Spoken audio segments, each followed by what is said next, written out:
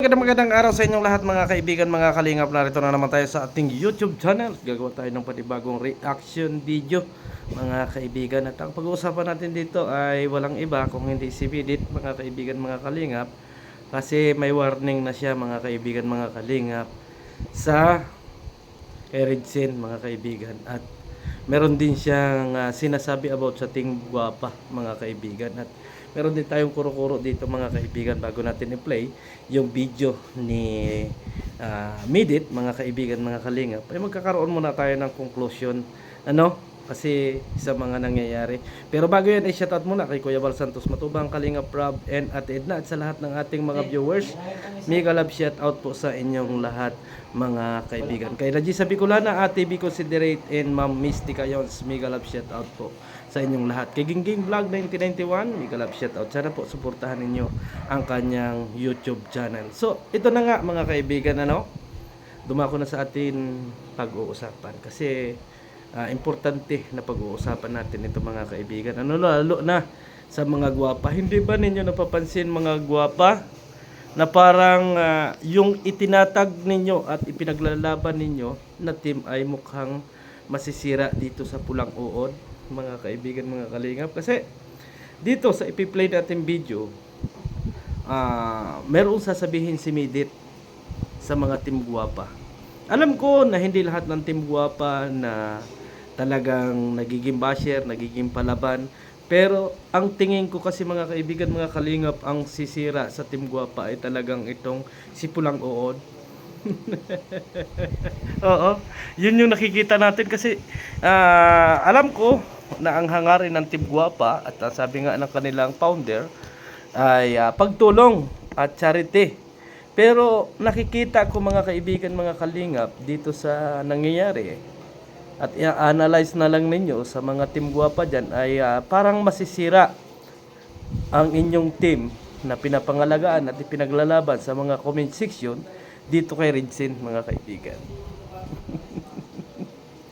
Kasi masyadong matabil ang dila ni Eridsen mga kaibigan. At itong naging issue kasi dito ay about nga doon sa pagpapatulpo mga kaibigan.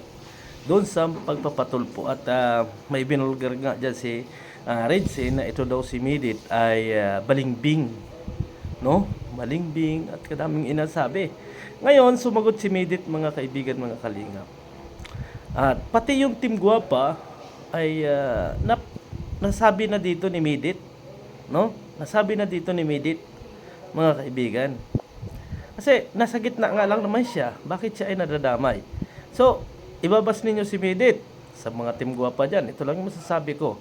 Ang inyong sisihin dyan ay si Eridsen. Kasi hindi naman yan lalabas kung hindi dahil kay Eridsen, mga kaibigan. Kay Pulang Uod. Kaya yung founder dyan ay tingnan mo yung assistant mo. Kasi baka ikaw kalaunan ay siya na yung founder niyan. Siya ng founder ng Team Guapa. Pero sa tingin ko ay siya yung makakapagpasira sa Team Guapa. Kasi yung ibang mga nagko-comment na Team Guapa, mga kaibigan, mga kalingap, ang sinasabi, focus na lang tayo sa pagcha-charity, focus na lang tayo doon sa hangarin na makatulong. Pero bakit itong si Eridsen dinadamay si Midit sa kwento? At tingnan natin kung ano yung naisagot dito ni Eridsen sa hamon ni Midit mga kaibigan. Ito yung parang babae ang katapat yata ni Pulang Uod ngayon mga kaibigan, parang babae.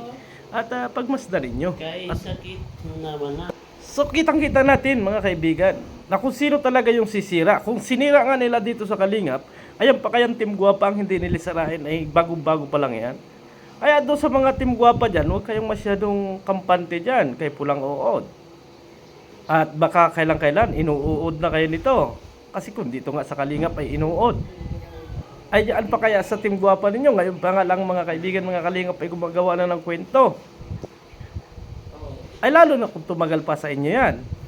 Kaya yung mga founder dyan, at saka yung mga sumusuporta dyan, ay pag-isipan ninyo kung may tama pa kayong kaisipan. Kasi dito pa lang, sa kwento about kay Maydit, ipinapahamak na niya yung dalawa. Yung inyong sinusuportahan at ibang tao pinag-aaway.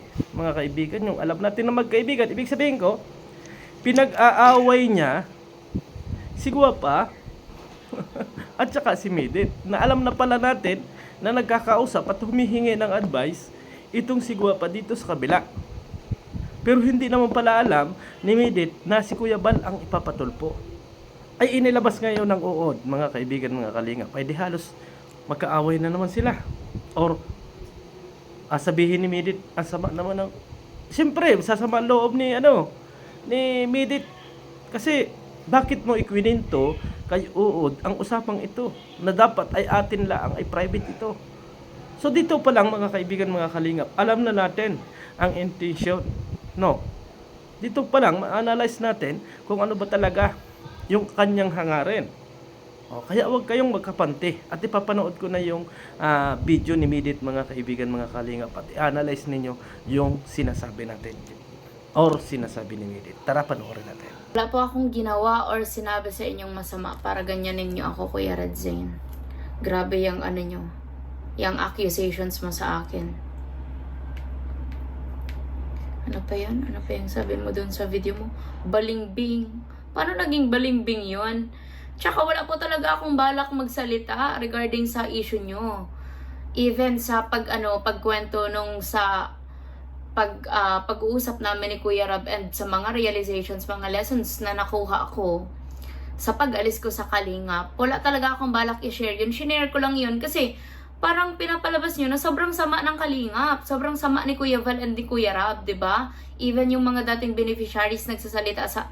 Hindi naman pala kasi isa-dalawa lang naman sila. Nagsasalita ng against kay Kuya Rab and kay Kuya Val na parang ang sama-sama nila na maraming nakikita or nararamdaman na mali na nangyayari sa loob ng community. 7 months po ako sa Kalingap.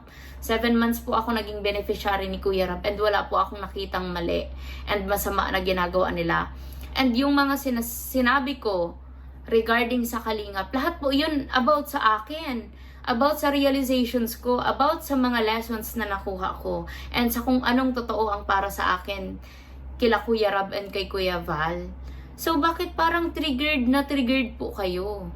'Di ba? Bakit dinadivert nyo sa akin ang issue?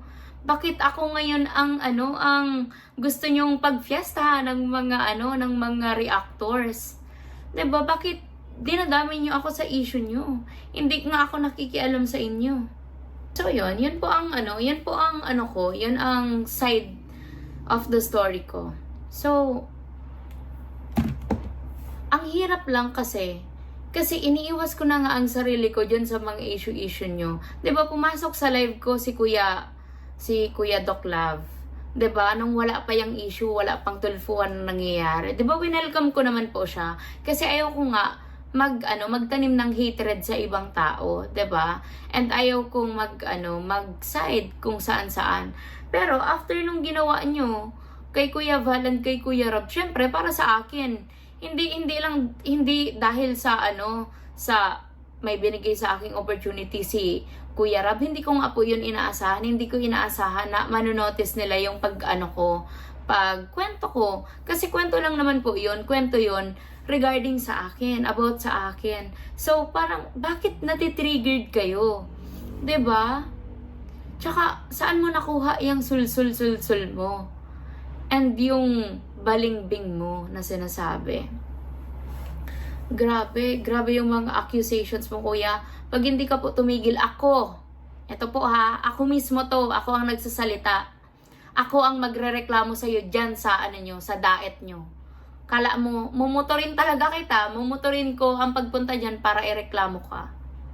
Hindi ako nakikialam sa inyo. Wala akong pakialam sa inyo, sa mga issue nyo. Kasi may mga issue din akong hinaharap and wala akong plano na idagdag yung mga sa inyo. And alam ko na mali yung ginagawa nyo. Kaya sa mga kamedit po, ito po ay galing sa akin. Ako mismo po ang nagsasalita nito. Sa mga nasa or pumasok sa Kagwapa na sinasabi na supporters ko, or reactors ko, mamili po kayo. Magiging part kayo ng Team Kagwapa or dito kayo sa akin. Wala na po, hindi ko na po ngayon, dati kasi wala po akong pakialam kung saan ka po mag-reaksyon, sino isuportahan mo, sa iyo po iyan. Kasi nga, wala naman silang ginagawang masama sa akin, wala silang sinasabing masama sa akin. Pero ngayon, na dinadawit nyo po ang pangalan ko, na pilit nyo akong sinasali dyan sa mga issue nyo, and sa akin mo binabaling ang mga bashing ngayon, hindi ko po ina-allowed ang Medit community na pumasok sa inyo. And kung magiging part man ang ibang reactor na nagsusupport sa akin sa inyo, aalisin ko po sila sa akin mismo. Or dapat pumili lang sila, either dyan, sa community nyo o dito. Kasi hindi po ako nagtotolerate ng ganyan. Hindi ako nagtotolerate ng mga taong nagsasalitang hindi naman alam kung anong sinasabi nila. Hindi. Yan na nga mga kaibigan, mga kalingap, na panood naman ninyo yung video. At talagang sinabi dyan ni Medit na kung hindi titigil si Regine na siya lagi ay idamay sa kanyang mga content, ay mapipilitan siya na magreklamo or pumunta dito sa Daet at ireklamo si Regine na wala namang kabuluhan yung kanyang mga sinasabi. At dito mga kaibigan, mapapansin ninyo na nadamay ang Team Guwapa dito kasi alam natin na si Regine ay assistant founder ng Team Guwapa na sa halip na kanyang proteksyonan ay nasisira dahil matabil. O, di ba mga kaibigan, matabil.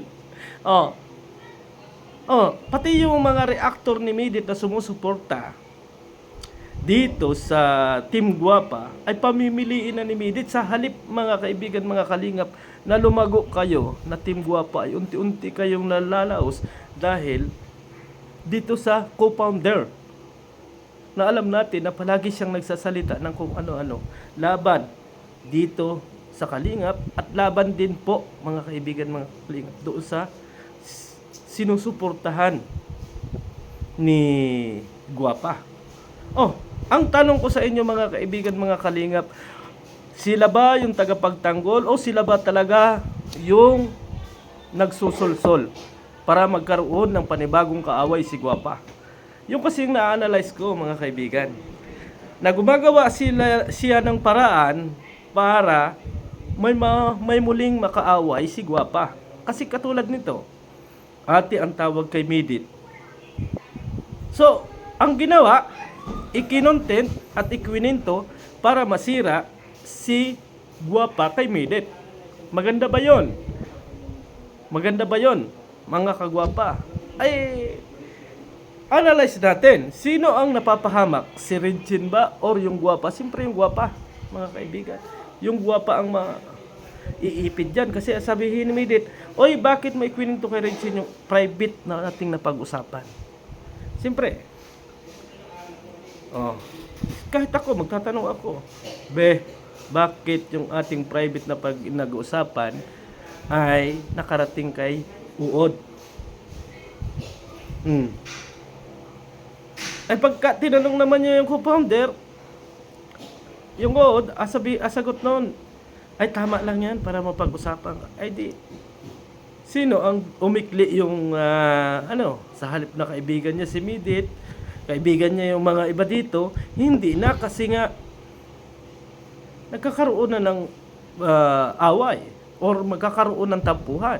Kasi kung ako kay Medit, ay magtatampo ako doon sa Guwapa. Bakit yung ating napag-usapan ay ipinalabas mo doon sa advisor mo? Ay hindi maganda yon. Ay pasalamat nga tayo mga kaibigan at yun lang yung sinabi ni Medit na kung kayo ay papanig mga ka-Team Medit dito sa Team Guwapa ay dyan na lang kayo. At kung sa akin ay sa akin na lang kayo. 'Di ba? Oo, kasi ang sinasabi niya may problema siya ng pansarili at hindi na kinakailangan niyang makisali doon sa problema ng Team Guwapa. O 'di ba? Nabawasan yung panibagong kaibigan nitong si Guwapa. Bago doon sa mga supporter, yung mga kaibigan ni Guwapa na nag-a-advise kay Guwapa, inaaway din. So, ibig sabihin, talagang pinaiikli ninyo yung papel ng gwapa, no? Pinaiikli ninyo yung pagiging magkaibigan ng gwapa kasi kaibigan ng gwapa, kapag may nakita kayo na pinagsabihan ng kaunti, galit na galit kayo, gusto na rin kaaway ni gwapa. Si Midit nakachat, ibinulgar nung isa. So, sino pa ang magtitiwala? Ay baka kayo isang araw mga kaibigan, mga kalingap, ay content na rin kayo nung co-founder. Nung oo, baka ano na ka rin kayo. Baka yung kachat-chat ninyo kay gwapa ay nandun na rin sa ano. Kaya mag-isip-isip kayo mga kaibigan, mga kalingap, kung sino ba talaga yung sasandalan ni gwapa or sino ang iiwasan. No, kasi sa tingin ko, hindi nakakatulong kay gwapa yung nangyayaring ito mga kaibigan. Kasi lalo ninyong pinalalala yung sitwasyon at pinadadami ang masama ang loob kay gwapa.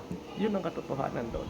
Pinasasama ninyong maigi mga kaibigan. So siguro hanggang dito na lang ang ating reaction video at kayo ang bahalang mag-analyze.